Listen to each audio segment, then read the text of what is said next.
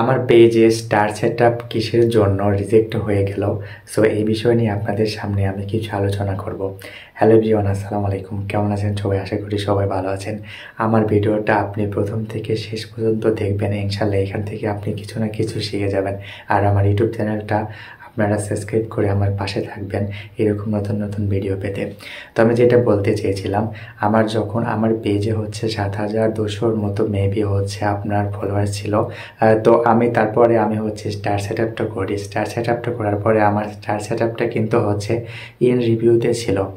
দীর্ঘ 1.5 মাস ইন রিভিউতে থাকার পরে কিন্তু আমার স্টার মনিটাইজেশনটা কিন্তু হচ্ছে রিজেক্ট হয়ে যায়। তো আমি বিভিন্ন অ্যানালাইসিস করার পরে বুঝতে পারলাম যে আমার হচ্ছে যত মনিটাইজেশন আসুক না কেন, একটাও কিন্তু কনফার্ম হবে না, সব কিন্তু রিজেক্ট হয়ে যাবে।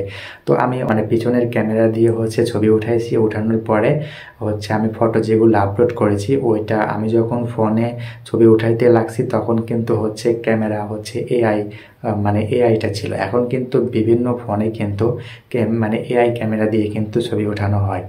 আমি ওইটা বুঝতে পারিনি। আমি সব ছবি হচ্ছে আপলোড করেছি, এর জন্য কিন্তু আমার হচ্ছে স্টার মনিটাইজেশনটা কিন্তু হচ্ছে আপনার রিজেক্ট হয়ে গেছে। তো ভাই, আমি আপনাকে বলছি, আপনি যদি হচ্ছে এআই দিয়ে যদি ছবি উঠান, তাহলে কিন্তু আপনি যখন ভিডিও বা হচ্ছে আপনার ছবি আপনি যখন আপলোড করবেন, তখন কিন্তু আপনি নিচে একটা অপশন পাবেন। ওই অপশনটা কিন্তু হচ্ছে অন করে দিতে হবে, তাহলে কিন্তু আমার মতো এরকম আর হবে না। তো আমি ভুল করে শিখতে পারছি যে এখান থেকে এটা হয়েছে। আমি ফার্স্ট টাইমে বুঝতে পারিনি যে কী জন্য এটা হলো। তারপরে আমি বিভিন্ন অ্যানালাইসিস করার পরে বুঝতে পারলাম যে না, এটাই 100% হবে।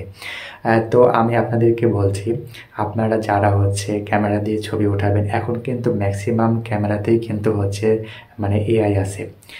তো আপলোড করার সময় কিন্তু অবশ্যই আপনার হচ্ছে এআই এর হচ্ছে অপশনটা অন করে দিতে হবে, না হলে কিন্তু আপনি ফেসবুক মনিটাইজেশন কখনোই পাবেন না, কোনোভাবেই সম্ভব না।